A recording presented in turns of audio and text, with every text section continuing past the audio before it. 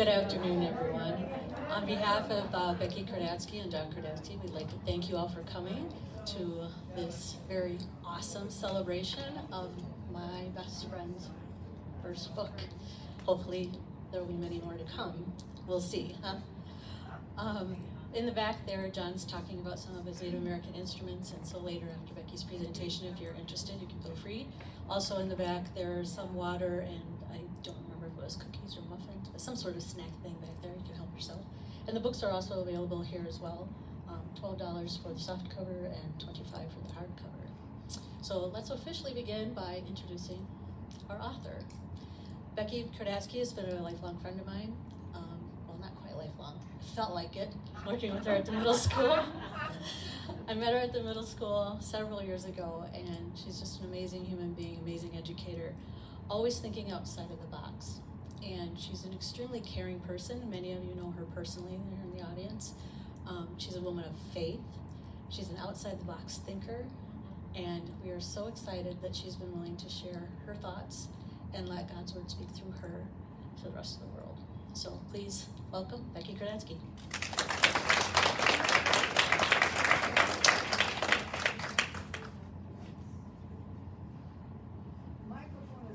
The microphone, how about if now does it work? Okay, I'll try to remember and stand up here.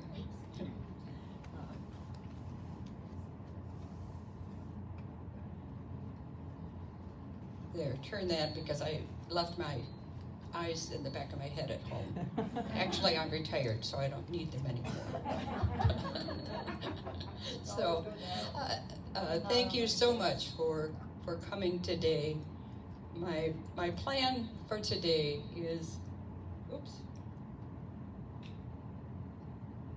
to, of course, celebrate the publication of this book, but more than that, it's to celebrate community, celebrate family. We've lived here in Milton almost 48 years, so you guys have known me longer than any other group, so you're family.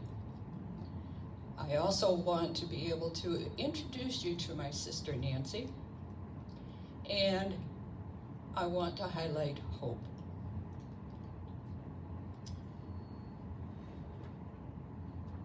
Find my notes.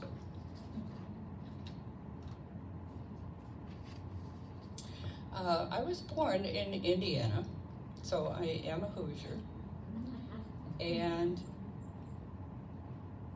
I was the third child of Lloyd and Rahima Wilson.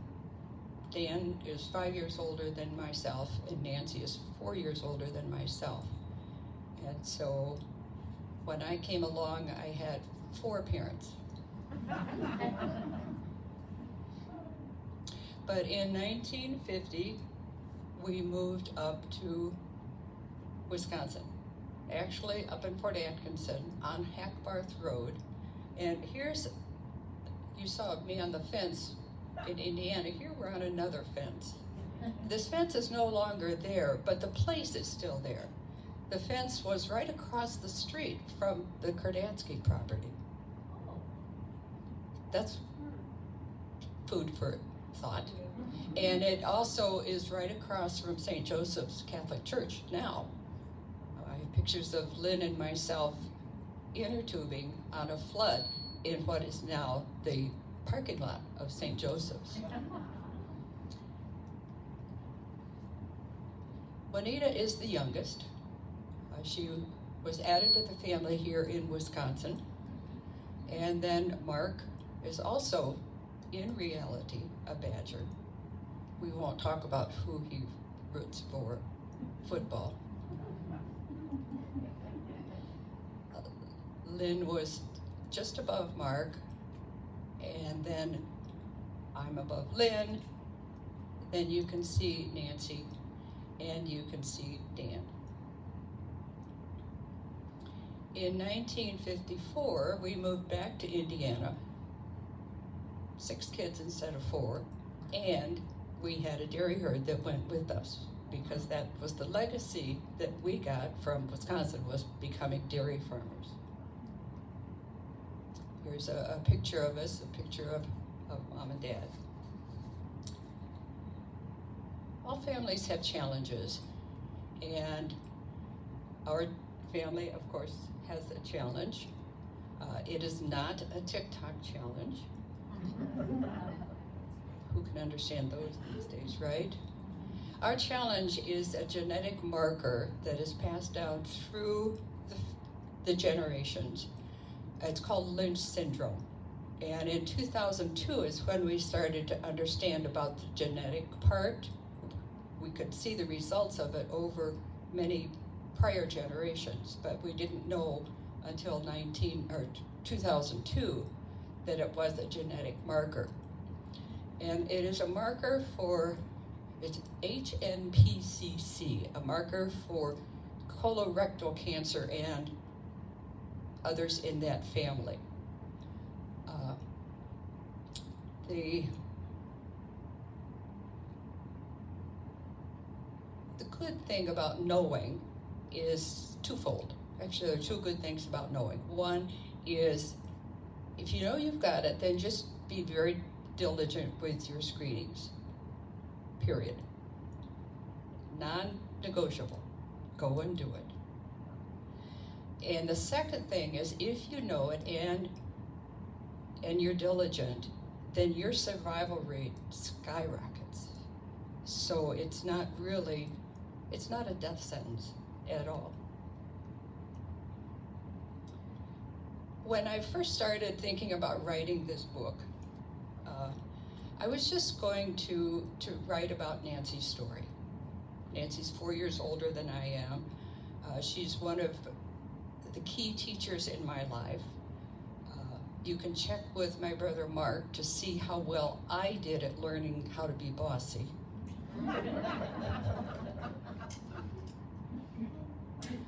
Here's a picture of Nancy. And then we were all involved in 4-H and all that sort of stuff. I want to tell you just a little bit more about Nancy. She loved horses. She was mad about horses. She loved to laugh and tease. She loved books. She worked very hard at her profession of being a nurse. She was phenomenal as a nurse. That's where the bossiness helps, because when you're the patient and it's time to get up and you don't want to, she could make it happen and you didn't realize that you were doing it. She also loved nursing because she could encourage people. She was an encourager. And she loved her husband, Byron, and her daughter, Bethy. We're going to start the story in February of 2002. Nancy went, in a two-week time, went from thinking she had the flu to realizing she had stage 4 pancreatic cancer and had major Whipple surgery. The surgery was successful. What I'm going to be sharing from the book is Nancy sharing with her church family just about every week when she was able to go. And she was sharing her heart and saying, this is what's happening, and she wanted to encourage people. So May 24th, she talks about focusing on blessings. Well, it's time for another update, folks. We got some bad news this week and some good news. I had some tests, and there's cancer back in the pancreas and my liver. They cannot use radiation, but they are going to go ahead with the chemotherapy. It will be stronger than what we thought it would be, so they're really going to zap me. The good news is that they've had pretty good results using the drug Gemzar. So I started Tuesday. It will be once a week for 7 weeks at the doctor's office. Then I have 1 week off. They will probably do a repeat CT of the abdomen and pelvis at that time and see if it's working or not. But I'd like to share some verses with you. The first one is in Colossians. Colossians 2:6 from the Living Bible says, And now, just as you trusted Christ to save you, trust him too for each day's problems. And that's what I've been doing, and that's what I must continue to do. Then I wanted to read out of Psalm 112, the first verse, followed by verses 6 through 8. Praise the Lord. For all who fear God and trust in him are blessed beyond expression. Yes, happy is the man who delights in doing his commands. Such a man will not be overthrown by evil circumstances. God's constant care of him will make a deep impression on all who see it. He does not fear bad news, nor live in dread of what may happen. For he has settled in his mind that Jehovah will take care of him. That is why he is not afraid, but can calmly face his foes. And this cancer right now is a pretty good foe of ours. Not just mine, but my family and a lot of you dear folk also. My mind isn't always calm, I have to admit. But God will not fail in providing his calmness and his peace for me. Another favorite verse of mine is Psalm 138, verse 3. When I pray, you answer me and encourage me by giving me the strength I need. That one is underlined twice in my Bible and has been read many, many times. Then yesterday, Bethy read to me, no, it was this morning, Psalm 138, verses 7 and 8. Though I am surrounded by troubles, you will bring me safely through them. Your power will save me. The Lord will work out his plans for my life. For your loving kindness, Lord, continues forever. I don't know what God's plans is, but that's okay. I don't need to know. I know him. What we're planning on doing now is to follow a plan of attack. We're going to keep praying, keep trusting, and we're going to try to remain positive. Moving into August, this is an exquisite bottle, and I think that this is the kind of bottle Nancy's talking about when she shares about God collecting our tears. Good morning, everybody. I had my port put in, so I get a vacation this week, and I'm almost raring to go to have my chemo through my port the following week. I'm very thankful to have the port so they don't have to stick me every time. I appreciate that. And while I've been reading this week, the Lord brought a couple of verses to me that I'd like to share with you. We've had a few tears this week, and that's okay, because God himself even had tears. So it's okay if we do too. It helps to clean our eyes out. Psalm 56:8 is really a comforting verse. You have seen me tossing and turning through the night. You have collected all my tears and preserved them in your bottle. You have recorded every one in your book. Note, it says not just one, not just two, but all of them. God is with us and knows when we cry and is right there to comfort us. And then a verse I shared with you before, but is still a special one. Psalm 138:3. When I pray, you answer me and encourage me by giving me the strength I need. And yes, Sandra, we are continuing to pray for you and the whole family.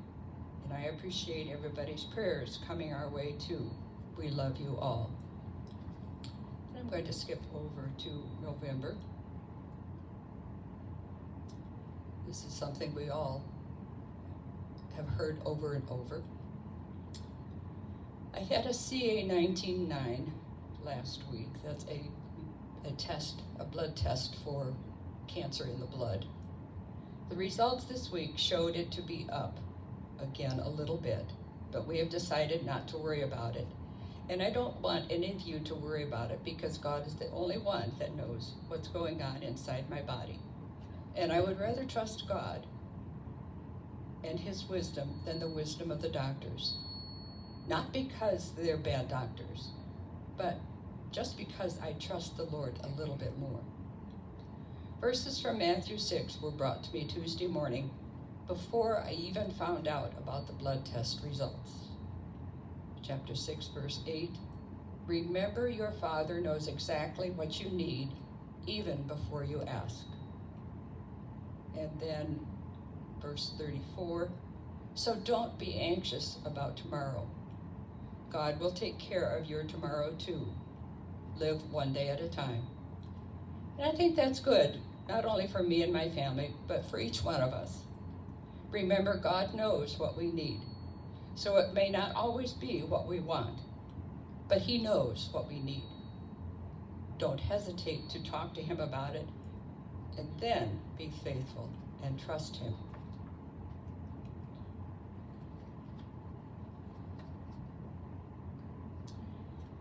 You will not be surprised that she encouraged us not to worry about her. This week was conference time again. My platelets were up, which is good. They were 135,000, so I got my full treatment. But my cancer marker number was also up. It jumped from 284 in January to 1,094 this time. But as this verse says, he will give his people strength. Psalm 29:11. He will bless them with peace. God is the only one who knows what's going on inside my body. I'd rather trust God than the doctors any day. I don't want you folks to worry about me. Just keep praying. I know you do, and I appreciate that. Just keep trusting the Lord because he knows what's going on.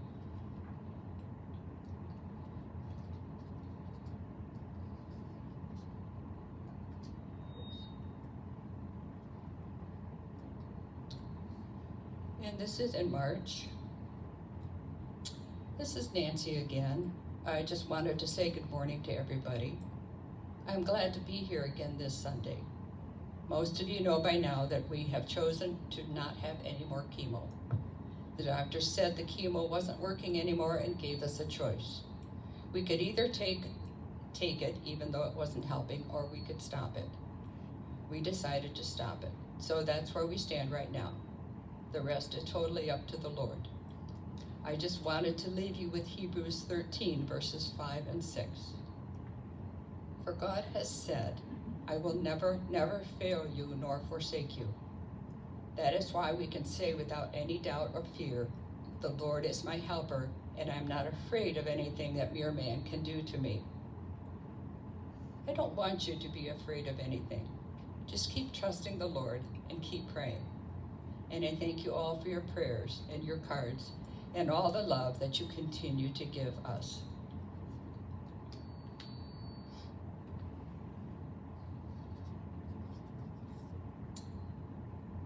On April 30th, 2003, we unwillingly said goodbye to Nancy. She died peacefully at home, surrounded by clouds of love. She didn't want to leave her loved ones, but was ready to go. We didn't want her to leave, but did want healing and peace for her. And we knew she was welcomed by a host of loved ones who had gone before.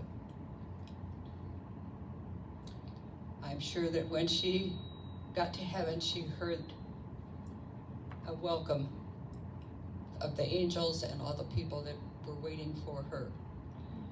And noticed it because music was always an important part of our family. That's where the two-part harmony comes in the subtitle of this. Originally, I was just going to tell Nancy's story, so that's the loving him more part. And she actually chose that title, even though she had no clue I was going to be doing this 15 some years later. And then eventually, I realized that I needed to add an alto part, the harmony to her melody. As I was working on Nancy's story, I had one friend in particular that almost badgered me to tell my story. Becky, you've got to tell your story. Becky, you need to add your story. Becky, you need to add your story. And I'm going, sure. What story? Who would care about my story? What do I have to say? And then But she kept pushing, and I respect her, and so I listened partly and let it roll around and decided, well, I do know what I'm talking about.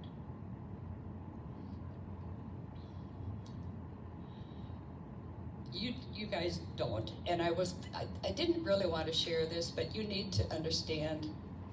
In 1995, I had my first diagnosis with cancer. It was uterine cancer, stage 4, and I was 48. In 1997, I had a diagnosis of breast cancer. It was caught very early. I was 50.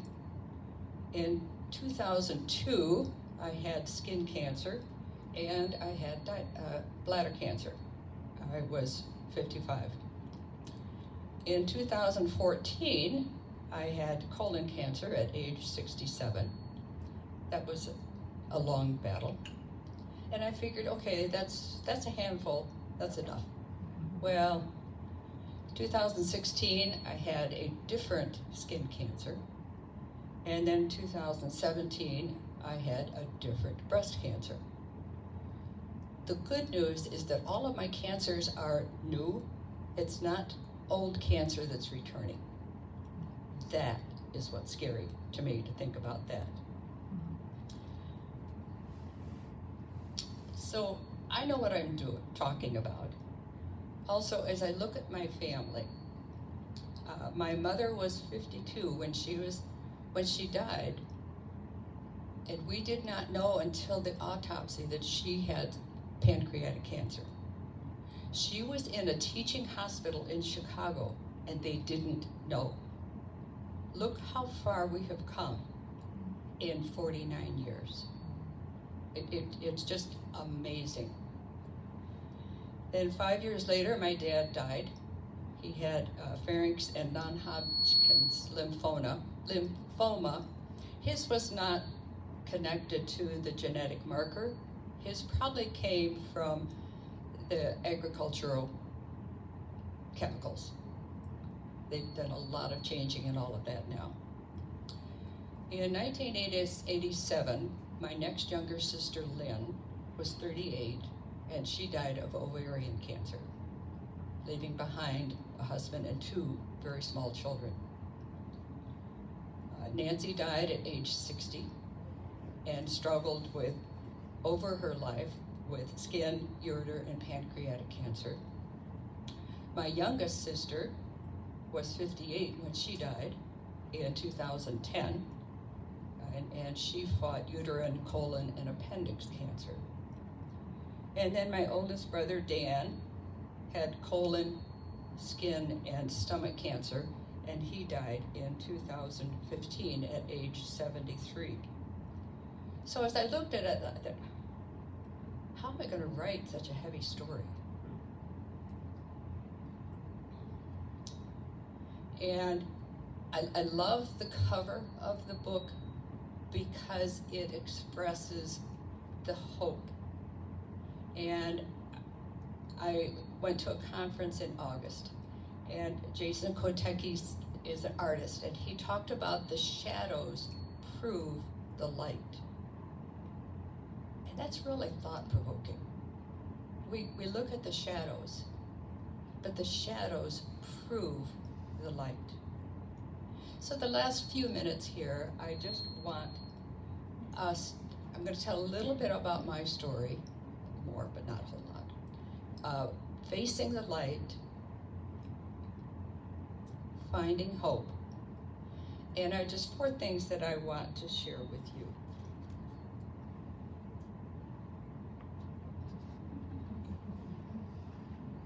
I thought that'd be it. Oops, sorry.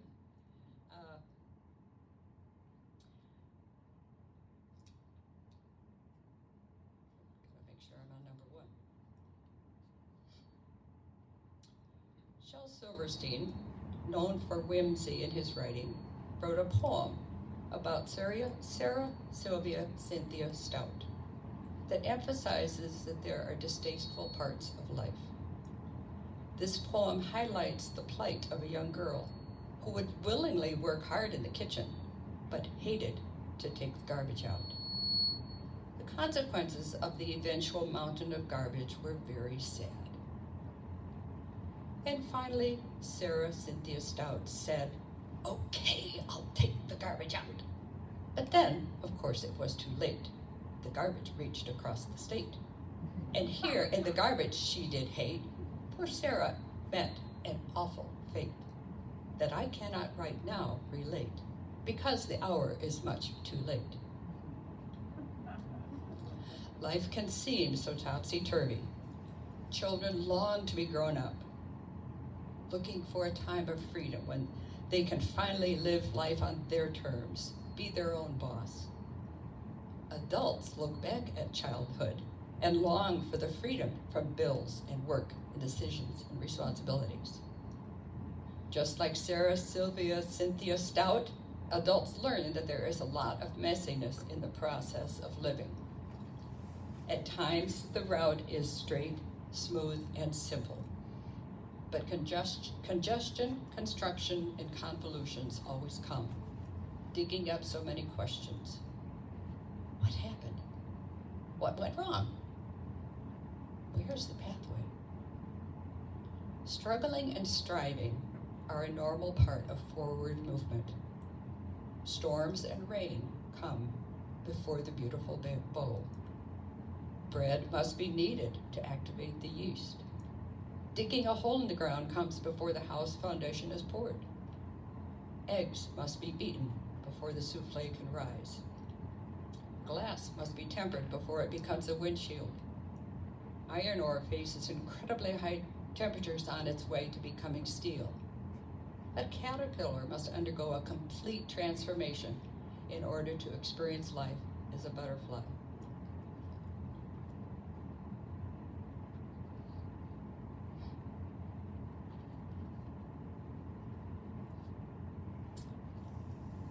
Idea number 2, grief cannot be ignored. Our culture is very uncomfortable with grief and has very strict rules. We are granted a short time to grieve the death of a person, but then you should be over it. But grief is much more comprehensive than our culture allows. Grief is inherent in a move or the loss of a dream. It is found in any change to life's circumstances. In fact, achieving an Olympic gold medal can leave the athlete on the precipice of grief, as they now must deal with the loss of their driving goal. When we broaden our understanding of grief, we can be much more compassionate and truly human. A person never gets over grief. Yes, time allows us to move forward with our lives, but grief forever changes me, and changes me, and changes me. Most of the time, I am becoming more at peace with that. Going through grief is non-negotiable. There is no way around. Denial may work for years, but even then, grief must be trudged through. It truly is a journey through darkest valleys. I'm now grateful to have learned from grief. I have relied over and over again on God's promises to be with me. He has shown me pastures where I may feed and renew my energy. He has led me to waters that are quiet enough to drink from and be refreshed.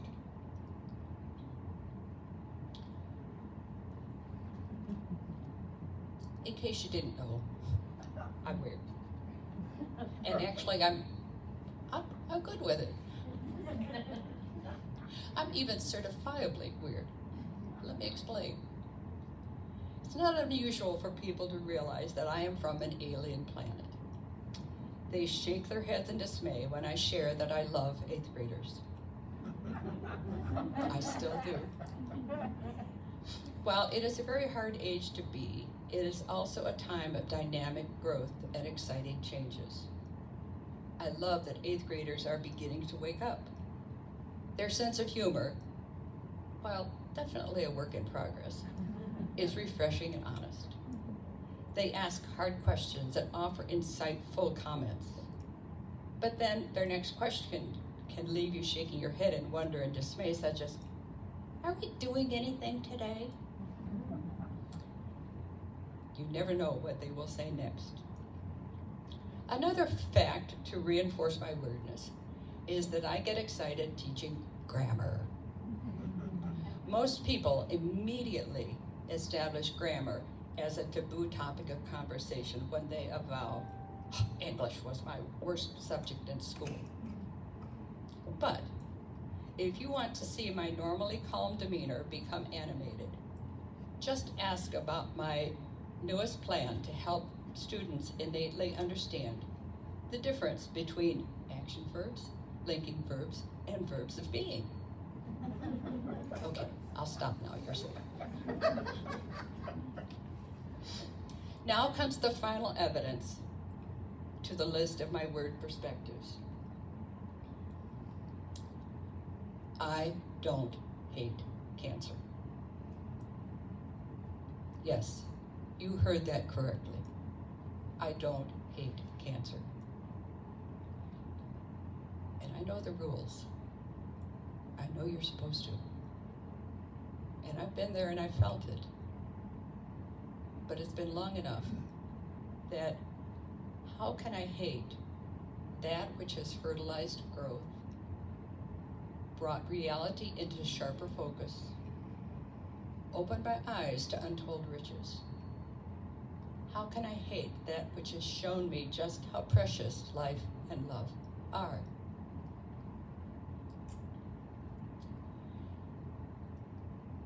My journey has been an incredible journey, and especially because of the amazing people that have walked with me. You know, my family, my husband, my colleagues, my medical team. I have the most amazing medical team. They just take such good care of me.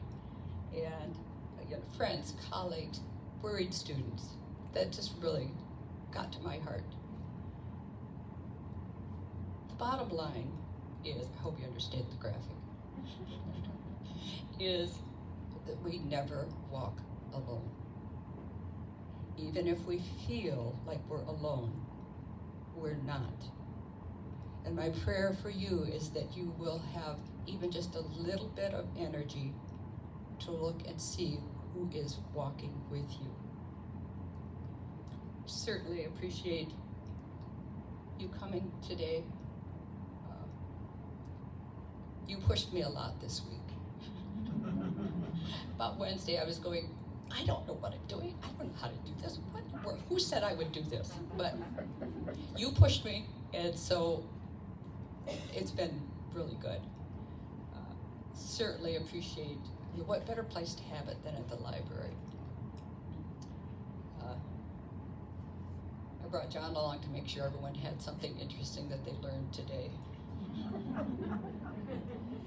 Marilyn Cooley and Michelle are partners in crime, and I appreciate the friends who've listened and pushed and encouraged me.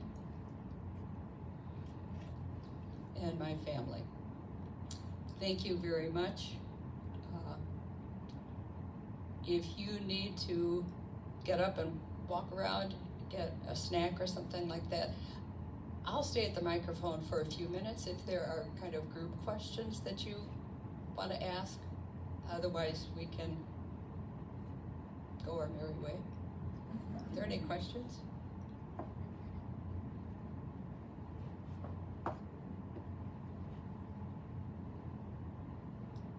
Yeah. Denise? What kind of test did they do for the blood cancers? What kind of test did they do for the Is blood? it, yeah, I guess there's certain tests that they do to see if it's in your blood, but is there other tests that they can do up and above that? They have all kinds of tests. Now, the CA 19-9 that Nancy talks about often in her part, Okay.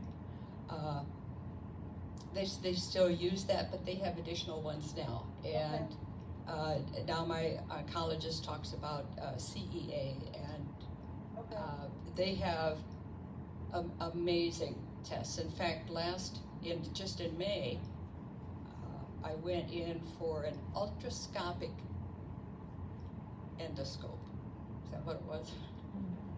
Where, you know, they put a camera down your throat, and the pancreas, using that ultrasound, they can get a really good picture of the pancreas, better than what they've had before. And so the pancreas is right below the stomach. And so he was examining my pancreas, and there were a couple of spots that he wondered about. So he took a biopsy right through my stomach wall. And they were fine. Okay. But, you know, I was sore the next day, but, oh, okay. So they just continue to explode. The reason why I asked is because I told you I had cancer. And they keep on doing the same kind of test on me, but they say that they don't see anything different. But there's one cell in my body that's differently shaped, but they're like, nah, that ain't nothing. So I'm like, you know, I'm trying to figure out if that could be something. I'm not being paranoid. It's just that it's hard for me to do what everybody else takes for granted, kind of speak. So I want to stay ahead of the game. You're being diligent, and that's the name of the game. And I don't know how to be diligent beyond what people are already telling me. I don't know enough. Well, just keep asking. Just keep asking, and okay. Yeah. Thank you. Appreciate your story. I hope you enjoyed it. I did. Thank you. Other questions, Becky? Yeah, because we kind of talked about this, but you didn't really hit on it in the book, was how you got those letters of things that your sister wrote. At her church, every Sunday, they have a microphone time where people can just share whatever they want. And so that was recorded. And before she died, her pastor had those transcribed so that we had them in paper. And that's how we also know, that's how I came up with the Loving Him More, because the pastor asked Nancy and said, if your life was to be a devotional, what would you name it? And that's what she would name it. So that's just really cool that I didn't have to come up with it.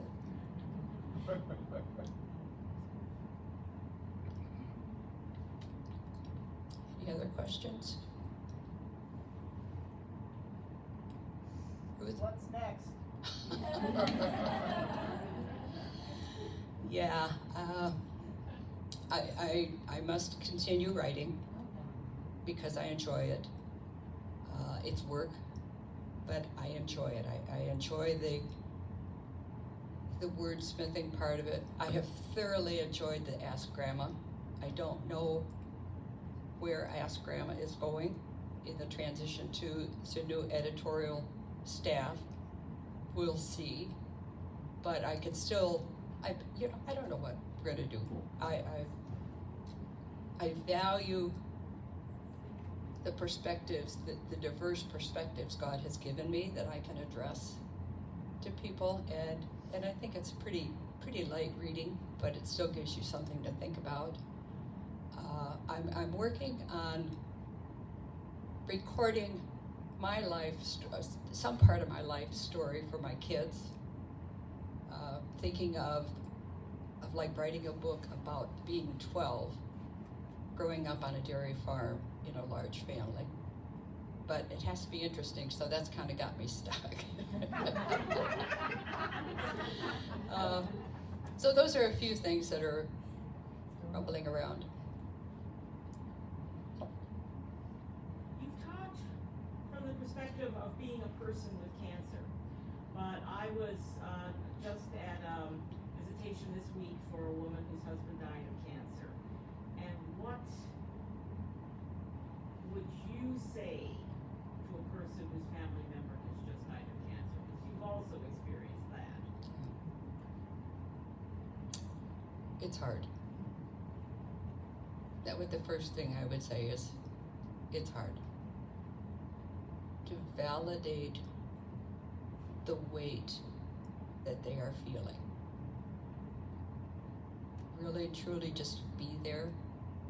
You know, obviously don't say, well, it's going to be okay, or he's in a better place, or she's finally happy now.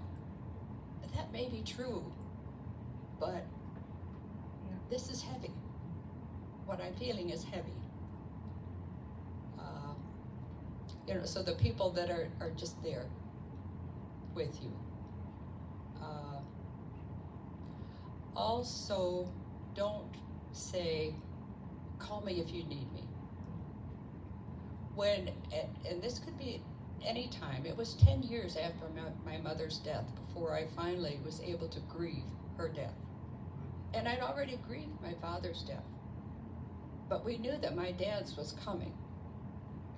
And so like the first year or two after my mother's death, we were just relieved that she wasn't suffering, because it was just mind-boggling to us. It was our first encounter with everything. But, so don't say, call me if you need me. Because when you're in the middle of cancer, of grief, it fogs your mind. So make a note on your calendar. 2 weeks from now, call Ellen. Drop her a card. Send her a text. Did you remember to? Somebody does that for me.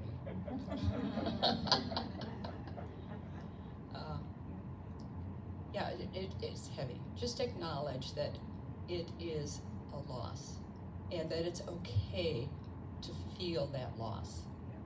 Every change creates loss. And I wish that actually should be one of my books, is helping us understand how to help children grieve. Because, well, we'll get you a new pet. Or your friend still lives in town, just at a different school.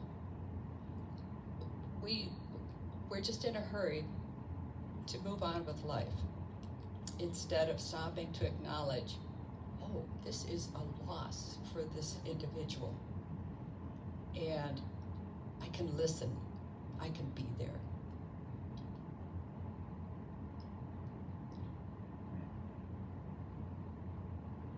Any other? Well, thank you so much for a marvelous afternoon, and it's not over yet. Hopefully John will be playing. What are you going to start with?